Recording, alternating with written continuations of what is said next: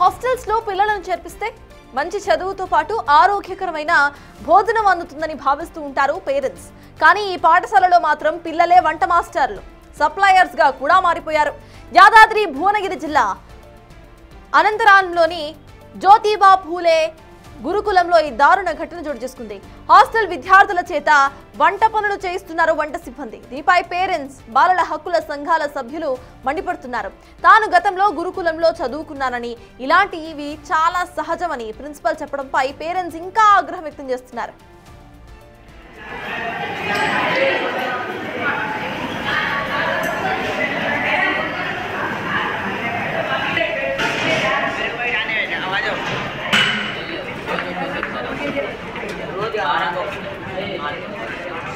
Food మీరే తీసుకొని రావాలి అక్కడ నుంచి.